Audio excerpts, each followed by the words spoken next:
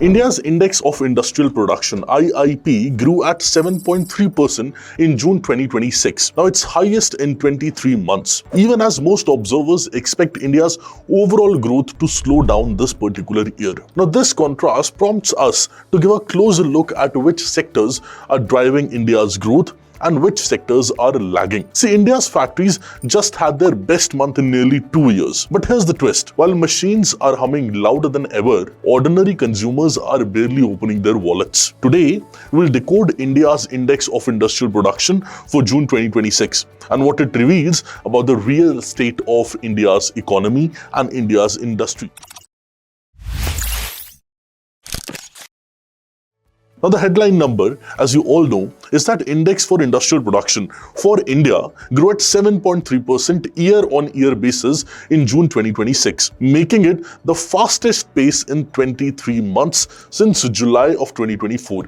Now this is a sharp jump from the revised 5.1% growth recorded in May 2026 and dramatically higher than mere 2.2% growth seen in June 2025, which was last year, same period of time. Now in absolute terms, the index itself rose from 114.7, which was a year ago, and now it is 123.1 in June 2026. This shows that Index for Industrial Production as well has also grown for India. Now basically, to put this into context, this isn't just one-off blip or one-off scenario. It's the third straight month of accelerating growth in India, suggesting real momentum in building India's industry. Now before we are diving deeper into any of the concepts, let's define our terms very clearly for the viewers who are new to economic indicators. Let's understand first of all what is Index of Industrial Production. Now IIP, as we call it, is a monthly indicator that measures short-term changes in the volume of industrial production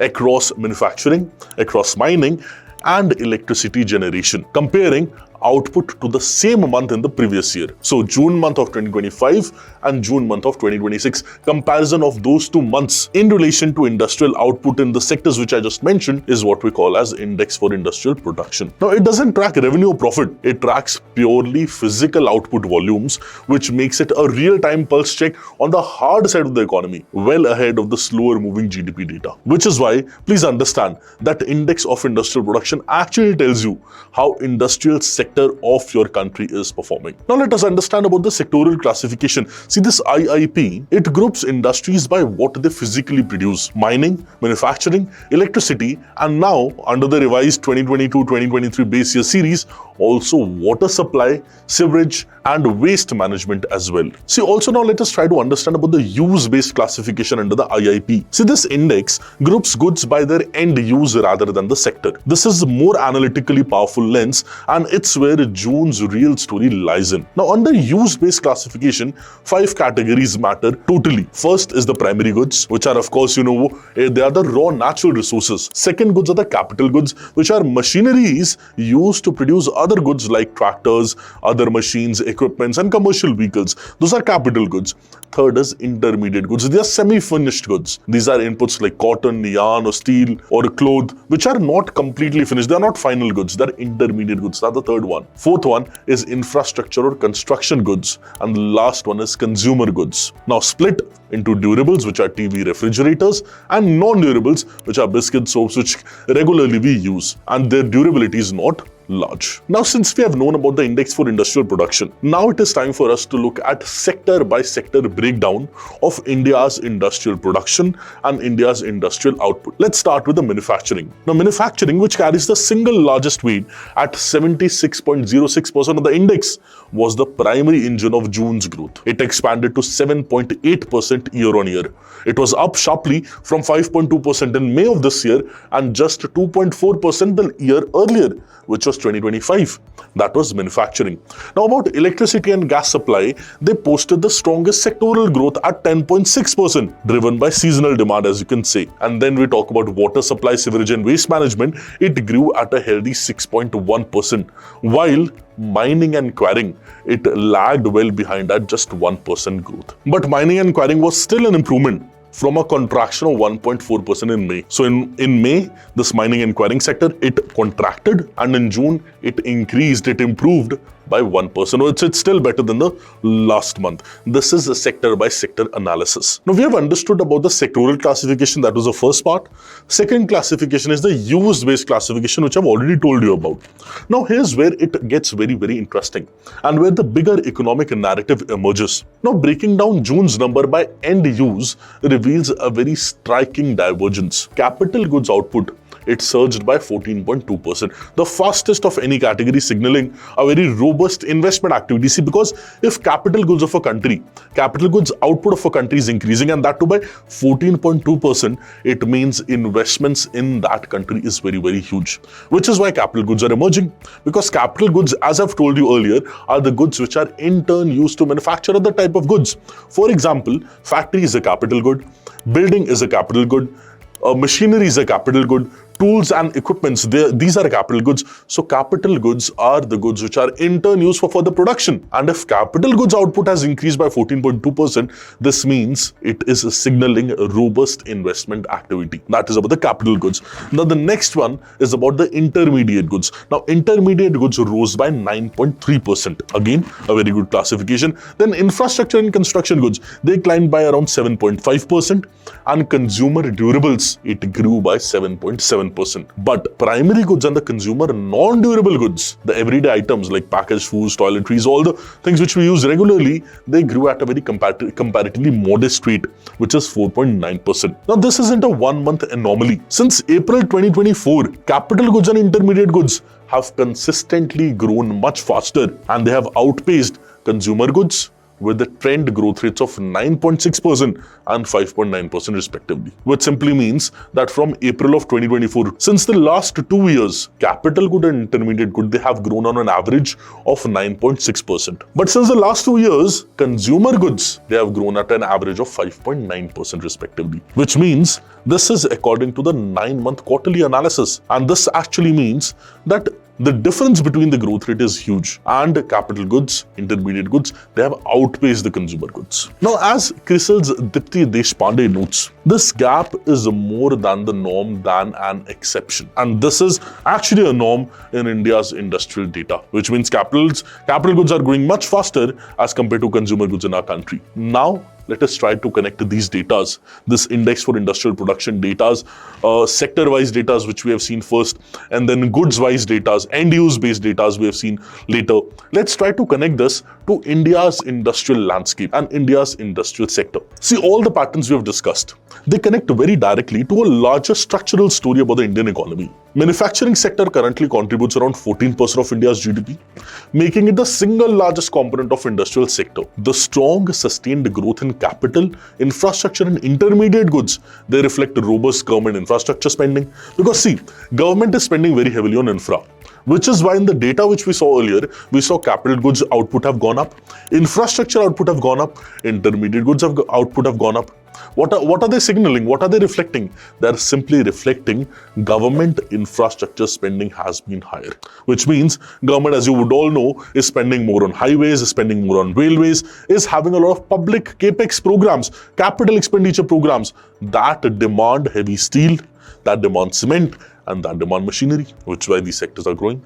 Meanwhile, there is a weak consumer goods growth, especially in the non-durable section, which is signaling soft underlying demand, both in rural and urban areas, driven partly by elevated prices, a trend also visible in the corporate earnings of the FMCG companies. It simply means that the government is spending very heavily, which is why we see the government's fiscal deficit also widening. On the other hand, consumers are not spending a lot. The reason is higher inflation, rising prices, elevated prices. Now let's dig deeper and we'll find that the weakness in consumer goods in 2026, it was largely concentrated in few sectors. One sector is pharmaceutical, where demand has come down, electronics, wearing apparels, and leather. Now, these are sectors most exposed to the global tariff-related uncertainties were the sectors as it grew. The output did not grow as much as it grew in capital goods, in infrastructure goods. It simply means when output is not high, it simply means the demand wasn't enough. Because if demand would be higher, definitely output would be higher. Now let's add another layer to it. Now weak primary goods growth, it has also been linked to supply disruption and elevated input price, which is stemming from the geopolitical tension in the West Asia. See, let's forget everything we've understood till now. If we just have to summarize, we'll summarize this by saying that India's index for industrial production has grown by around 7.3% in June 2026. This growth rate is very good, but when we dig deep into this growth rate, we know which sectors are doing good, which sectors are lagging. We get to know that the capital goods sector of India is doing very good, infrastructure goods sector of India is doing very good, and the intermediate goods sector of India is doing very good. But on the other hand, durable consumers, like what we consume, the food which we eat, or like let's say the pens which we get, the clothes which we buy, the toiletries which we use, right? Regular consumer things which we use, right? These consumer durables, its growth has not been significant. The growth has been very modest. So they are lagging behind. Another sector which is lagging behind is primary goods. Now the reason the other sectors are growing like apple goods and all is because government is spending a lot of money on them. So government's capital expenditure is higher, government capex is higher. But the reason the other sectors like consumer durables and primary goods, they are not doing well is because of geopolitical tensions. Now, consumer goods are not doing well because of inflation. People are not demanding a lot. But primary goods means what? Related to agriculture, related to mining, which are the base of the economy. They are not doing well because of higher input prices. And why there is high input prices? Why there is a supply shock? Because of geopolitical tension in the Middle East. So, which is why geopolitical tensions in the West Asia are responsible for modest growth of the primary goods sector in our economy. And this matters because India's mining sector's sluggish 1% growth rate in June partly reflects those persistent extraction and input cost pressure in our economy. Now, corroborating the IIP data, there is one more index, India's index of core industries, which is covering 8 infrastructure-linked sectors like cement, steel, electricity, which together makes around 40.3% of the overall IIP weight. That index grew at 5% in the June of 2026. Again, its fastest pace in 5 months, up from 3.2% in May. Iron ore led with an extraordinary 43.9% surge, which means iron ore output grew maximum. It was followed by cement and then by electricity, both at 9.8%, while steel, it rose by 4.6%. However, crude oil, natural gas, refinery products, and fertilizers, they all posed negative growth, underscoring uneven strength even within the core of Indian industry. So this is showing that even in the core of Indian industry, there are some sectors which are growing a lot and some sectors which are doing a modest growth or sometimes growing in a negative way, having negative growth. Now there is other side to the story as well. Several analysts at ICRA caution that a part of this June's increase, it reflects a favorable base effect also, meaning growth looks bigger partly because comparable output a year earlier was very weak. So last year it was very weak, which is why this year it looks really great. Not purely because of new momentum, but because of the base year effect. Now ICRA also flags that a surge in input costs could squeeze our gross value added growth even as production volumes stay healthy. So they say that even our productions are doing great, our GVA might still squeeze, and that is due to surge in input costs in our country. Now this is a very crucial nuance. Strong headline growth, which is 7.3% for the June of 2026, doesn't automatically translate into stronger profits or wages across the economy. This is something which we need to know, and this is something which we need to correlate. So now, since we have understood about IIP, we have understood about its breakdown components, actually what we have tried to understand is that where India's industrial sector is standing as of now, dividing it into different components and studying data by data analysis as well. But now the question is, what's the real takeaway? And the real takeaway is that India's industrial engine, it's running hot on investment side. Please understand, India's industrial sector is growing really good, but it's running hot, it's doing good on investment side of the story, which means government capital expenditure is great, infrastructure is doing great, and capital goods are firing on all the cylinders, which means they are doing really good. Government on their side is spending as much money as they can to boost up the economy. But the consumer side of the story, the other side of the story, that side reflects how ordinary households are spending. And that remains comparatively subdued, which means that picture is not looking that great. So it's a tale of two economies within one number, which is 7.3%. And the tale of two economies is one driven by the government and one driven by the consumer. That is what I want you to take away from this lecture. That the government on their hand is putting whatever they can to grow the economy, but consumers on the other hand are not incentivized enough to demand more, which is why consumer durables, primary goods demand has not been growing as great as it should grow or as it is expected out of them. And the reasons are higher prices, inflation, and also geopolitical pressures, tariffs, and whatever other things are going on in the world. I hope you understood about the tale of two economies within one number, 7.3%, and I hope that you are able to comprehend this particular analysis. Any doubts are there, anything you want to ask, do let me know in the comment section. I'll be very happy to read your comments and answer them. All the very best. Have a beautiful day. Thank you.